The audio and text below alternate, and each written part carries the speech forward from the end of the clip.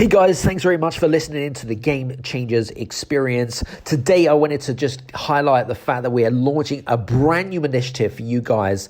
If you'd like to showcase your business and you'd like to get more impact in the world, you'd like to reach a different audience, our podcast is in the top 2.5% in the global rankings.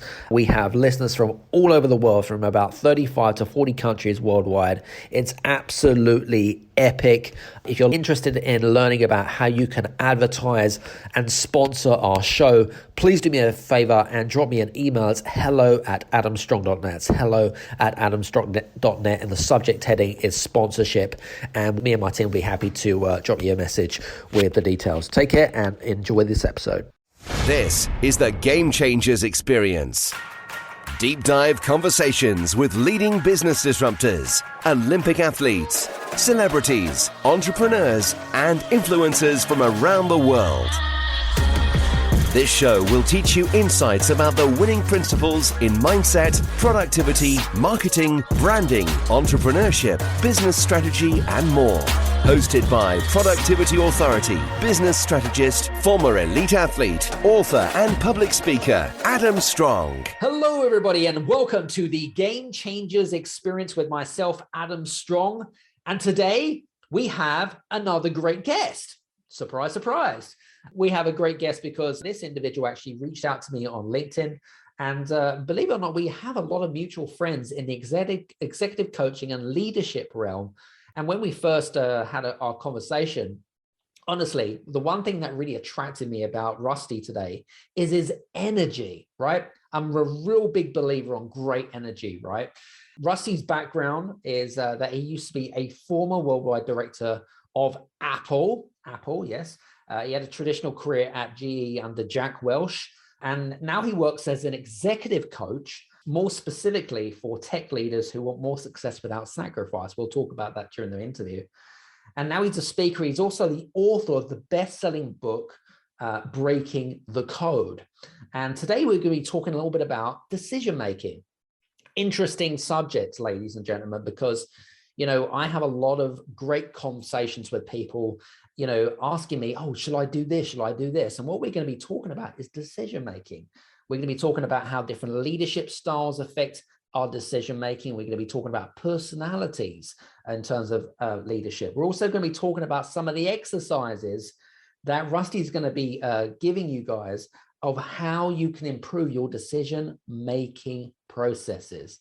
So without further ado, Mr. Rusty Gaillard, how are you doing? Thanks, Adam. Hey, thanks for the warm introduction, and it's great to be here with you today. You're very, very welcome. Anyway, listen, it's a really interesting background that you've got, and I want to kind of get some. I want the audience to get a little bit of a, I suppose, a background, because you worked for Apple for 13 years, right? I did. Yep. Absolutely. And I know that during the time that you are now as an executive coach and running your own business and coaching tech leaders, there's a bit of a backstory behind this. And I mentioned in your bio, you teach people how they can have more success without sacrifice. Tell us a little bit more about that and what you've discovered in your journey so far. Yeah. So during I did work at Apple for 13 years. I started in 2005 before the iPhone was launched, and I was there during the iPhone and all the subsequent products. It was an amazing time to be at Apple, and it was high growth, fast paced, and intense. And Apple has a reputation for that. It's an intense kind of place to work. One of the challenges I came up against regularly in that job was, how do I continue to do a good job at work without giving up everything else that matters to me? At this point, my son was born in 2007. And so, basically the same year the iPhone launched, my son was born. Wow. And I wanted it to be in his life. That was important to me. It's always been something that's important to me, and I wasn't willing to sacrifice that. But I really was up against this challenge at this point. I was like, I don't know how to do both of these things, because my mode had always been pour everything into what I'm doing. Give it my all, work really hard, be fully dedicated to it. And I didn't know how to do that in two places, both at work and at home.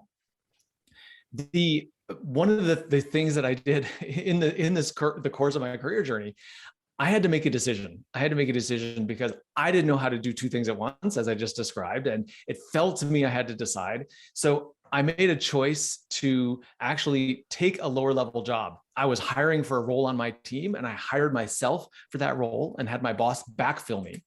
So in taking this lower level job, I created more time, and I made the decision to choose family over work. And it stressed me out. It was a very, very hard decision to make. And it went against so much of what I had put my life into, as I described, pouring everything into work. And yet I had to do it because it was the right thing for me personally and in the big picture of life. So that was really the origin of this whole question of how can you have success without sacrifice? Love that. Love that. Yeah, it's interesting because I guess you must have, I don't know how did you feel about kind of not demote, yeah, kind of like, demotivated down the corporate ladder rather than going up the corporate ladder. I mean, how did you feel at that point in time, just out of curiosity? Oh, it was, well, personally, I felt really good about the time with my son and the ability to do things that I enjoyed. But professionally, it was very hard. I felt a little embarrassed about where I was and what I was doing, because for so much of my life, it was not just about the work I was doing in that moment, but it was also about where I was going. And the work I was doing was fine, but where I was going was kind of nowhere, because I had taken myself off of the ladder, as you just described. Yeah. So I didn't like to talk to people about work. I kind of avoided it as a subject because so much of my identity had been tied up in my success and where I'm going. And now all of a sudden I had this big disconnect. And so I kind of avoided it. Wow. That's interesting. And when you say you avoided it, you mean you didn't have conversations with friends and family and colleagues? You just were kind of like, your way of dealing with it was to hide under a rock. Is that right? in a nice way. Boy, you make that you don't make that sound very good, do you, Adam? I hide away. I guess, when you look back at it, hiding under a rock, putting my head in the sand, just kind of saying, I'm going to swallow what it is at work because it's important enough for me to be with my family. Yeah. But there was a part of me that just didn't buy into that. And that's, for me, was the kernel of this idea of success without sacrifice, that you should be able to have success without having to give something up. But the origin of that, though, has to go back to what is success. And that's where that's where this path led me. What is true success? Because up until that point in my life, success was very much measured externally based on position, salary, importance, all those kinds of externally measured or visible things. I had never really questioned, what does success mean to me? It's an interesting question because, I know that some of our listeners, some of them most run their own business or entrepreneurs, some are leaders, for example, which we've discussed. And you've just brought up a really interesting point. Success means so many different things to so many different people. And in some people's cases, success is climbing the corporate ladder, right? And working themselves up to the top, right? That's success. But I guess the way that you saw success is, hey, guess what? I want more freedom to be able to do the things that I want on my terms so I can spend more time with my family. That's your version of success, correct? Oh, absolutely. And I am way more successful now in my life than I was at that point when I was working at Apple. Arguably I was obviously working for the greatest company in the world, had an incredibly big position, important position, influential within the company, right? Like highly compensated. There were a lot of really great things about that job. But where I am in my life now, I'm happier. I have more freedom. I'm more relaxed. I spend more time with my family. I'm having a bigger impact on the people that I do work with. So there are so many ways in which my life is better, but it was, it's just a totally different paradigm. And it really I had to switch gears in order to switch from that old corporate paradigm about climbing the ladder, which by the way, applies to entrepreneurs too, right? Well, I need to grow 20%, 30%, 50%. I need to double this year. Well, why? What is that getting you? And would you rather be investing your time and energy in something else? Maybe the answer is no. Maybe the right answer is growth of your business. Great. But define it and be clear for yourself about what success is. That's a really interesting point, ladies and gents. So if you haven't really clocked onto what Rusty's talking about here, because success is very subjective, right? And the fact of the matter is my version of success is different to Rusty's, and Rusty's is different to you guys that are listening in. And an interesting exercise that you could do right now, if you want to just pause this, if you're listening to this and you're thinking this could be a really interesting conversation, is to write down what success means to you, because it can mean different things to different people. And by the way, I wanted to kind of like tell you, for full disclosure, by the way, I wasn't meant to make Rusty feel uncomfortable. It was just because I just wanted to put him on the spot there. Anyway. Well, hey, so one of the things that I've learned in this journey is it's in those moments of discomfort that there's learning opportunities. Absolutely. So, Good. Keep like bringing that. them on, Adam. Love it. So here's an interesting part, because today is all about decision making, right? And so one of the things that came into my mind before we got on the call was, what are some of the, I'm going to call them excuses. What are some of the common excuses that leaders make, all right, after they have made a bad decision? Any examples there? Common excuses. Well, more often it's what I hear is the excuses before the decision is made. Okay. And it's delaying making a decision. Actually, so you mentioned General Electric in my introduction. And one of the things I remember from my GE days is I was fortunate enough to hear a number of the big GE leaders speak. And one of the questions was, if you had to do it all again, what would you do? People often ask them that question. And their answer almost inevitably was move faster. That I knew what the right decision to make was, but I didn't move fast enough. And that is what I see in leaders. It's not so much an excuse after the fact about a bad decision, but it's a delay of making a decision, because making a decision oftentimes requires courage. It requires stepping out and doing something that is a little bit uncomfortable. It might rock the boat. Somebody else may not like it. You may impact someone else with your decision, but it's a willingness to make that decision and keep moving forward towards what, again, your definition of success, what's important to you. So interesting point that you're making here, right? And listen, I completely in agreement with what you're saying. So here is another interesting point here, okay? So this, I was going to say, when it comes to decision making, so General Electric guys said, hey, so I wish I'd been faster, but then I've been kind of, I don't know about you, but I also believe in the power of patience. So, dealing with, the execution of speed can have its advantages and disadvantages, but also the execution of patience, right? Whether it be because it's timing involved, there's advantages and disadvantages. Maybe let's have a discussion around those two connotations, and when should someone execute speed versus patience? Yeah, I think it's great question. And I'm actually going to bring the point of decision can apply in both scenarios. You can decide to do something, or you can decide not to do something. But the key is to make a decision, because too many people sit in a place of indecision. And there's debating and spending energy and thinking about it and questioning and self-doubt and should I do this, should I not do it? And they can get very wrapped up in that process, as opposed to making a decision saying, I'm going to take action, I'm going to do this, or to make a decision say, I'm not going to take action. Or a third possibility is to make a decision and say, I'm not going to do anything for the next week or month and give this time to sort out, but I'm also not going to spend any energy on it in the meantime until that week or month has elapsed, and then I'll revisit it and make another decision. Yeah, it's a good point, actually. Love that. It's a really good point, because, one of the things that, and we use this a lot in the whole kind of business world, which is analysis, analysis by paralysis by analysis type of thing, and vice versa, right? You would have heard that before, and I'm sure that you would have heard that in the Apple days and stuff like that. I find, I don't know about you guys, I don't know about you, Rusty, but do you find a lot of leaders still get bogged down by the whole kind of analysis by paralysis, sort of realm, if you like? And how do people kind of overcome that? I do. And I think that there's the analysis paralysis really stems back to not wanting to make the wrong decision. So fundamentally, it's why are you still thinking about it? Why are you still analyzing it? Because you don't want to get it wrong, right? Most of us, some of the decisions we make feel important to us. And one of the things I learned from my dad, who was a successful businessman, he had a little saying.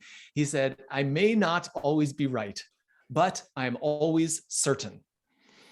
And, his certainty, frankly, intimidated me as a kid, but he lived that. He said, "I don't have to be right all the time, but I'm certain enough to say, I'm going to make a decision and I'm going to move forward."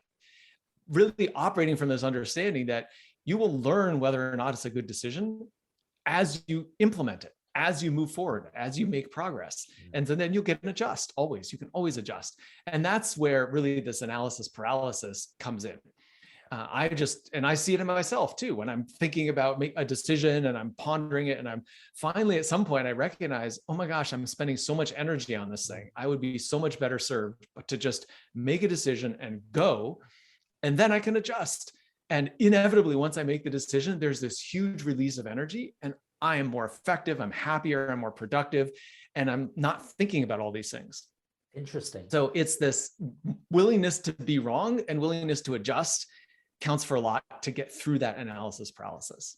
Now, here, I want to go back to the whole kind of, what I was going to say, when it comes to decision making. Now, we all know, none of us are mind readers, right? But, decision making, it's easier said than done, right?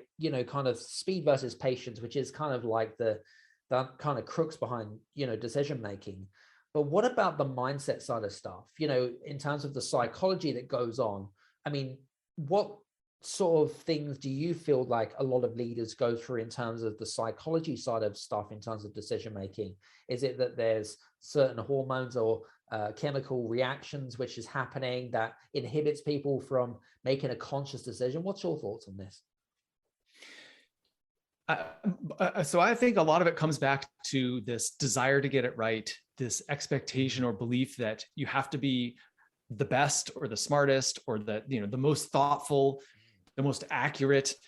It's these kinds of thoughts, which really it's more than a thought. It becomes a belief, and it becomes a reflection of who you are. So you mentioned that my book in the beginning. So I talk about, in Breaking the Code, this is what I talk about as the code. It's your programming. It's almost like your internal operating system that says, who are you? Who are you, Adam? How do you operate in the world? Well, I'm a really smart person, and I'm driven, and I typically think faster than other people, and I often have the right answers. And don't want to put too many words in your mouth here, but if you have that impression of yourself, of course you're going to want to live up to it. So when you're facing an important decision, you don't want to get it wrong. So it's not even a conscious thought process. It's something that's running in your subconscious, because it's about being consistent with your identity and who you are. So breaking the code, the whole premise of the book is, what happens if you break through those patterns and you start to employ new ways of thinking, new ways of decision making that are more productive, that are faster, that allow you to think more expansively and less from a risk management standpoint, like, what if I make this decision and it goes badly? And more from an opportunity pursuit standpoint of, hey, where are all the ways that this could serve me well by taking this decision and moving forward? What doors would it open? What opportunities might arise by moving forward? So changing the orientation from a risk orientation to an opportunity orientation. Yeah, and I suppose in a way that is a mindset in itself, isn't it? You know what I mean? Going from that Absolutely. kind of, that's kind of my thought about it. So you mentioned about the whole kind of, I love the fact that you used the example of, like, your brain is like a computer and you're trying to look at the programming, because we're all wired slightly differently, right? Okay. Now, when it comes to decision making, if we want to improve, if some of the guys that are listening in, if they want to improve their decision making process, what are some of the things that maybe you've written in your book or work with clients in terms of, either reprogramming your computer, which is up here, in order to make better decisions? Any thoughts there? Yeah. So I'll give you just a simple framework that I use, which is 4 S's to make a super decision. Sounds good. So the first one is space. To get some space away from what it is that is requiring the decision. So this means step outside for a moment, or go for a walk, or go do something different. We all, everybody stereotypically gets their best ideas taking a shower in the morning, or when they're doing dishes, or, when your mind is not engaged with the thing that you're trying to decide on. So the first S is space, to get some distance from it. Like that. The second S is simplicity.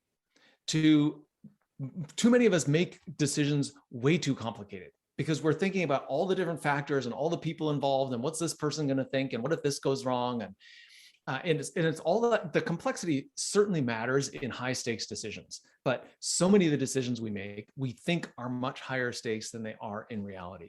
So if you can simplify it down, and you can just get to the core essence of, what do I believe is the right step to take here, and cut out all of the noise, and really go more with your intuition and listen to yourself and your own internal guidance, that can be a really powerful way to make better decisions. Very cool. The third S is what we were talking about earlier, to take more of a success orientation rather than a risk management orientation. So rather than thinking about all the things that can go wrong, shift your focus, think instead about all the ways this could be a really powerful decision that moves you forward. And then the fourth S is very simple. It's to have the strength to implement it, right? If you give yourself the space, make it simple enough so you can come up with a simple decision for yourself, assume success, and look for all the ways it can help you achieve success, and then have the strength to actually say, yes, I'm going to go do it. Love it. Very cool. Love that. The 4 S's: space, simplicity, success-orientated mindset, and strength. Love it. Very good. Yes. Excellent. Fantastic. Thanks for that. Really appreciate that. Interestingly enough, one of the things, because I mean, you do a lot of stuff with a lot of business leaders and executive coaching. How do, and we haven't really talked about this, but how do different leadership styles, whether it be an authoritative leadership style, whether it be kind of more of a laid back leadership style, how do those different styles affect decision making as it stands? Any thoughts there? I think it's a really interesting question. We chatted about this before, Adam, and I've been thinking about, there's so many different leadership assessment models, Myers-Briggs or DISC or other systems like that. Yeah. But they don't really get into how is a decision made, and it's much more about how you interact with people, or your tendency and kind of how you process information. But for me, I think one of the key factors I want to come back to is in decision making. Is what is, again, back to this definition of success. And is that more externally oriented or internally oriented? Now, even if you own a business, or if you're an executive in a business, the external oriented mindset is more, what are other people going to think of this? Is this going to help me climb the ladder? Is this going to, achieve the kind of business result that I want to achieve, because it's important for me and my self-image, as opposed to the internal orientation of success, which is, what is the impact I want to have? Why am I doing this? What is our purpose as a business? Or what is my purpose as an individual? And making decisions that are more aligned with values, with your principles, with who you are, those are going to be way more effective kind of decisions than the external orientation of how are people going to see me? So for me, it's a little bit less about personality style, and it's more about, what is your motivating factor? Where's your orientation? What are you trying to accomplish? And if for leaders who have more of a strong sense of themselves and their purpose and their values and why it is that they're doing what they're doing, from what I see, those people make way better decisions and are way more effective as leaders than people who are trying to manage other people's expectations.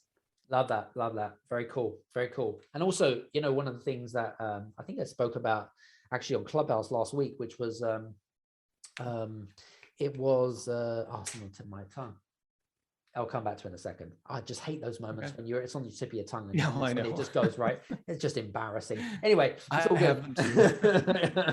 It's kind of like, no, Homer Simpson moment. Anyway, the other thing I was going to ask you actually, when it comes to, I know that there are people out there in the world, whether it be an entrepreneur, leader, whatever it is, they are perfectionists, and and those are probably one of the, it doesn't matter if they're introverts or extroverts or whatever it is, but they're a perfectionist. Do you find that when it comes to if you are deemed as a perfectionist, that someone that is just never going to get shit done, whatever, regardless of the situation, do you have any advice for those perfectionist personalities on decision making? Well, when you talk about perfectionism, what comes to mind to me is Brene Brown, because she says, fundamentally, perfectionism is a protection against vulnerability. Interesting. Because it requires some vulnerability to perhaps get it wrong, or to even to risk getting it wrong. And so I think about that, and I think about it, for many parts of my life, this was me. This is how I lived. I wanted everybody to see me as having it all together, and oh, Rusty's got this big, great, shiny life, and does everything right. So it does require some inner strength to be willing to make a mistake, and to be willing to correct course. So I'm going to go back to my dad's phrase of always right. I may not always be right, but I'm always certain.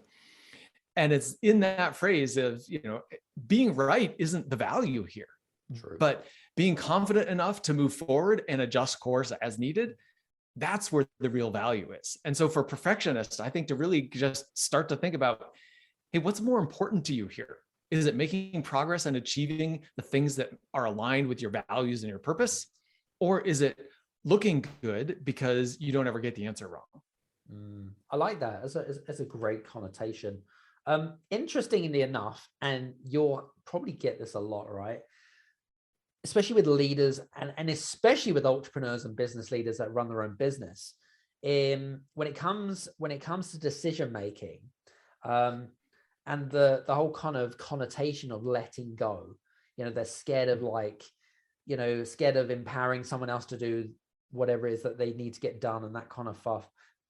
I'd love to explore more about how their inability to let go for whatever reason it might be, and then it kind of has a knock-on effect to how good or bad decisions are made in the business. Any thoughts there?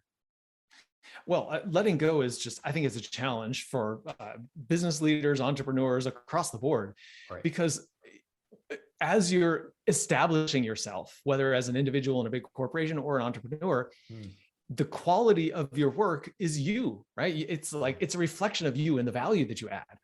So to let go and empower someone else to do that work, which at some point certainly will not meet your standard, then it's a huge challenge. And the question now becomes, what do you do? How do you handle that situation? And if you go back in and you say, I'm just going to get back in there and do the work myself, well, that's a decision, first of all. And it's going to be a really limiting one, because that limits how much your business can grow. Yeah. So fundamentally, I'm going to say, that, and you see this across many organizations, actually comes from John Maxwell, which is that it's the ability of the leader to grow. It's their investing in themselves and their own personal growth is what enables the business as an organization to grow. Yeah. So, with someone in that kind of position, an entrepreneur who's saying, well, how do I let go? How do I step back? Those are the kinds of decisions that are really interesting, because you have to do it. But now you need to build a management structure in order to allow you to do that effectively and still deliver the kind of quality of work that you expect. So it really gets into this middle ground between leadership, which is more the interpersonal kind of ability to set expectations and a vision, and management, which is the work getting done, and is it getting done at the right quality, and do I have the right resources to deliver it? So it's the intersection of those two that I think become really important in this area of letting go.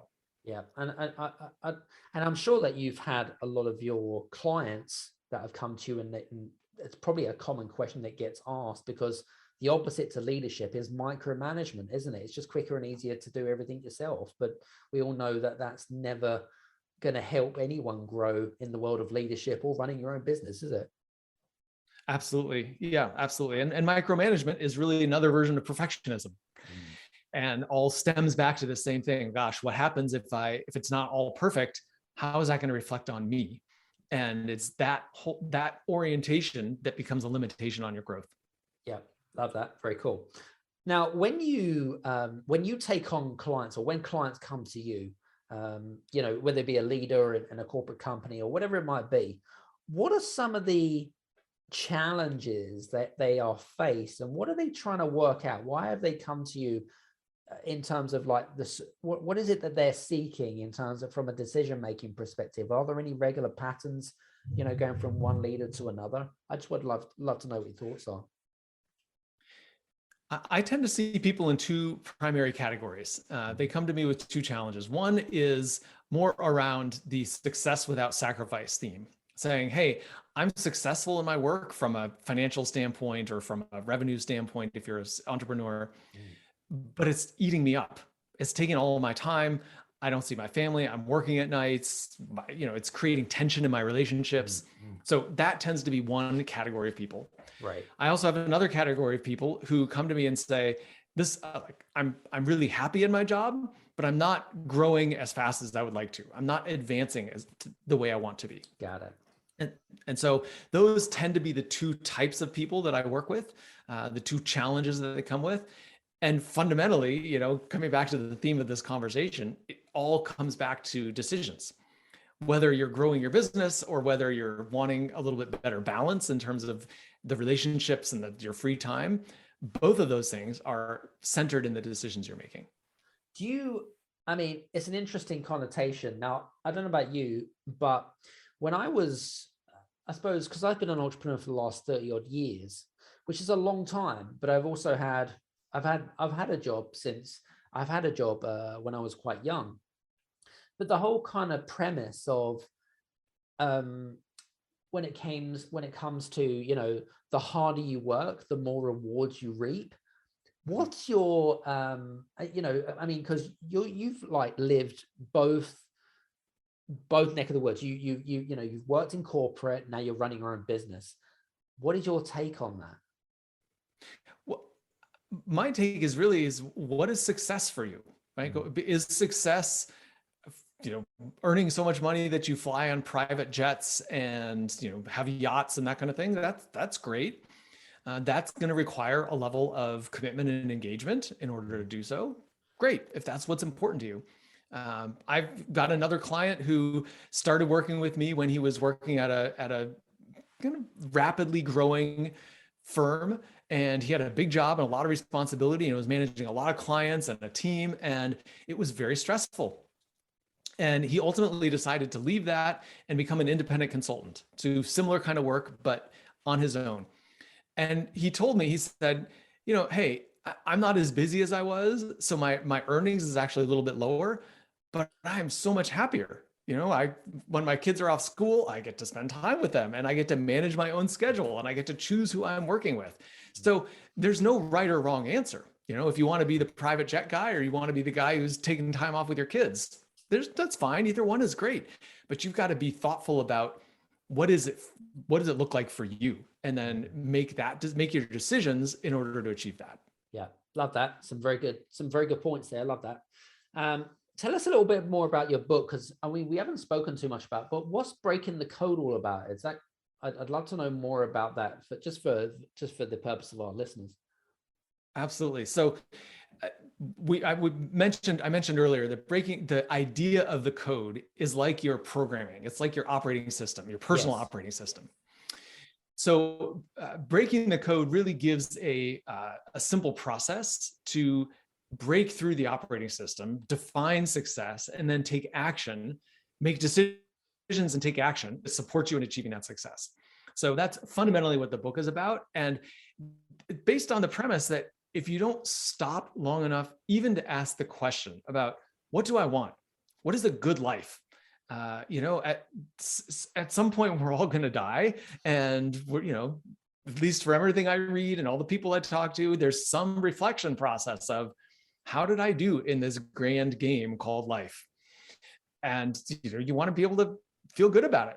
So don't wait until then. Ask the question now, what's going to make a good life? And, what do I want to do now that sets me up to answer that question many years from now, hopefully, that I'd had a really good life. So, and fundamentally, the other piece about this is, it requires some risk. It does require taking some risk. And, entrepreneurs, they're comfortable with risk, but it may not be the kind of risk that you're comfortable with. So that's the thing to know. Like, we talk about stress and working hard and that kind of stuff. Like, you put a backpack on my back and send me up a mountain to climb, I'm there all day. I love it. Like, that's the kind of hard work I love doing. That's the kind of challenge I love doing. But what are the kinds of challenges and hard work and risks that make you nervous, that scare you a little bit? That's like that, but that move you in a direction that is totally exciting. Like, well, if I could do that, it would be awesome. Oh, but gosh, I have these concerns. That's what I went through when I left Apple. I'd always worked at big companies, and 14 years at Apple, and I'm getting ready to walk out the door. I was freaking out. In the US, your health insurance is tied to your company, there's stock compensation, all of these kinds of things, a stable paycheck. And to walk away from that and to go start my own business as a beginner, never having done that before at that stage in my life, in my 40s, I was really nervous about that. It freaked me out. But did I love the idea of it? Yes. And so it's being willing to tolerate the risk and move forward towards something that matters to you, towards your definition of success. I suppose you make a very good point, and you've mentioned this on a couple of occasions, which is, weighing up risk, right? Is it high risk? Is it low risk? And I guess how that kind of relates back to going back to our topic, which is all around decision making, right? You mentioned a lot about risk, isn't it?